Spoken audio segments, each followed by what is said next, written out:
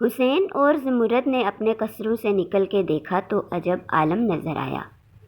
جنت کے آرام و اطمینان میں فرق آ گیا تھا اور معلوم ہوتا تھا گویا فردوس بری میں قیامت آ گئی۔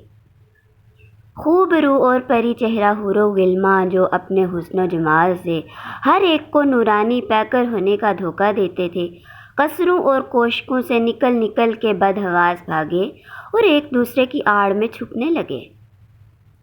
وہاں ہر طرف رونے پیٹنے اور نوحہ و بکا کی آواز بلند ہوئی۔ ایک عظیم الشان اور بڑا بھاری تاتاری لشکر جنت میں داخل ہو گیا تھا، جس کے سپاہی ہر چہار طرف پھیلتے جاتے تھے۔ قصروں اور کوشکوں میں لوٹ مار مچ گئی تھی۔ خوبصورت لڑکیاں اور پری جمال لڑکے گرفتار ہو رہے تھے، جن کی سہمی ہوئی صورتوں میں چیخ و پکار کی آوازوں نے عجب نازک گھڑی کا سما پیدا کر رکھا تھا۔ یہ وحشت انگیز اور بدحواس کرنے والا سما دیکھتے ہی زمرد اور حسین دوڑتے ہوئے اس کمرے کی طرف پہنچے جہاں شہزادی بلغان خاتون آرام کر رہی تھی۔ زمرد شہزادی کی آرام گاہ کے قریب پہنچ کے دستک دینے ہی کو تھی کہ ایک وحشی غارت گر تاتاری اس کی صورت دیکھ کر جھپٹ پڑا۔ قریب تھا کہ اور سب حوروں کی طرح وہ بھی گرفتار ہو جائے، مگر حسین سے یہ دیکھ کر رہا نہ گیا اور کوئی ہتھیار تو پاس نہ تھا، وہی اپنا فدائیت کا خنجر لے کر وہ دوڑ پڑا۔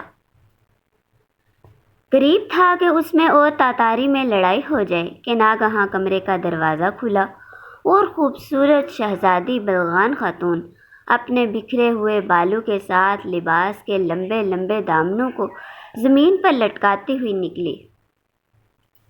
تاتاری دوڑ کے اس کے قدموں پر گر پڑا اور عرض کیا، ہم حضور کی تلاش میں تھے۔ شہزادی، تم میرے ساتھ والوں میں سے ہو؟ تاتاری، نہیں۔ شہزادی خوش ہو کے، بھائی آ گئے؟ تاتاری، جی ہاں۔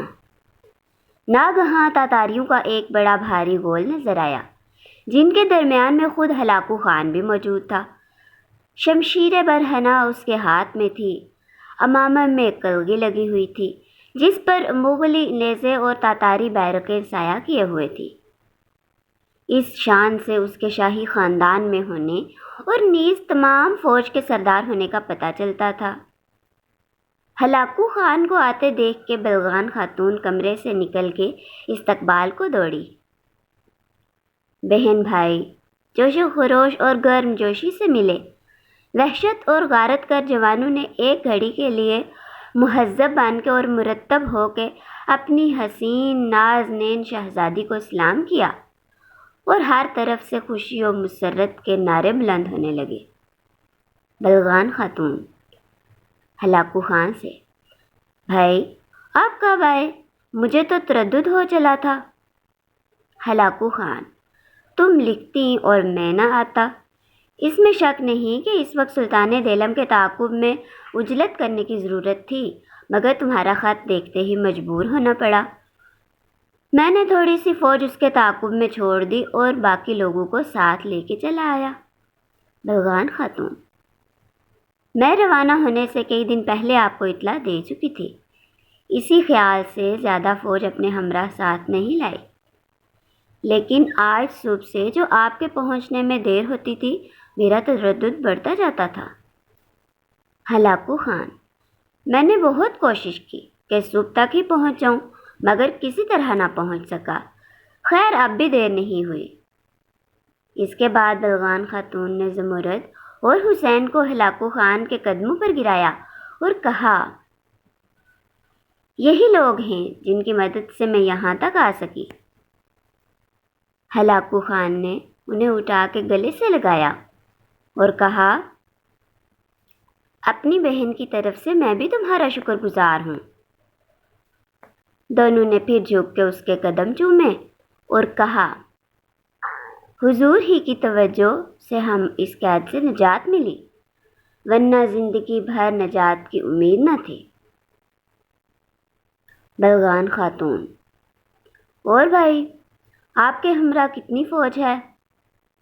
ہلاکو خان: میں 50,000 فوج لے کے چلا تھا، راستے میں وہ 40,000 جوان اور مل گئے جو تمہارے ساتھ آئے تھے۔ اب کوئی 90,000 جانباز تاتاری میرے ہمراہ ہیں، مگر ان میں سے صرف 5,000 آدمی اندر لایا ہوں، اس لیے کہ راستوں کی دشواریوں کے باعث اس سے زیادہ فوج کا یہاں لانا غیر ممکن تھا۔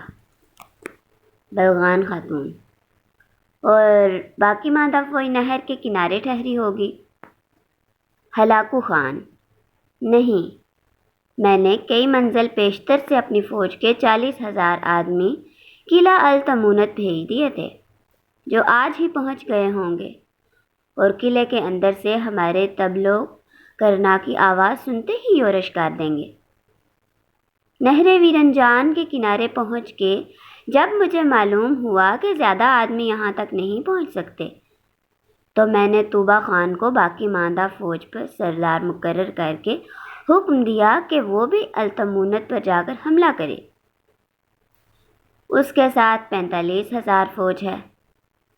مجھے اندیشہ تھا کہ یہ لوگ وقت پر نہ پہنچ سکیں گے، مگر اتفاقاً خوش قسمتی سے ایک کوہستانی شخص مل گیا جس نے بتایا کہ التمونت بہت قریب ہے اور زیادہ سے زیادہ 5 گھنٹے میں پورا لشکر وہاں پہنچ سکتا ہے۔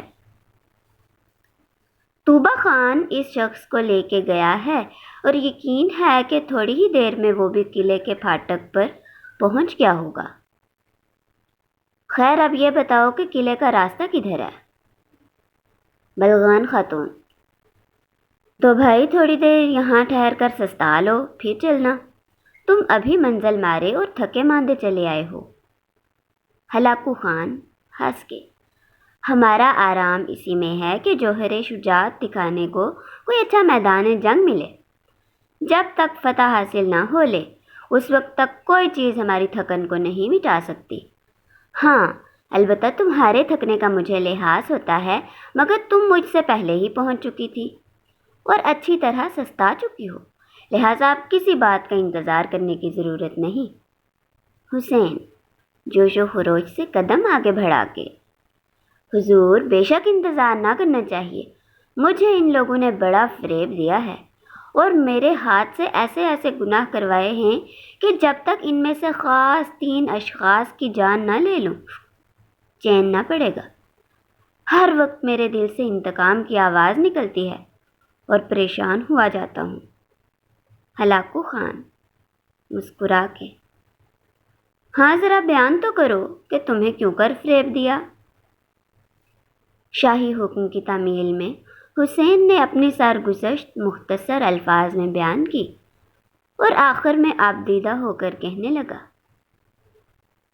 ویڈیو اچھی لگی ہو تو لائک کریں، چینل کو سبسکرائب کریں اور بیل آئیکن پریس کریں۔ اگلی ویڈیو تک کے لیے مجھے اجازت دیجیے۔ اللہ حافظ۔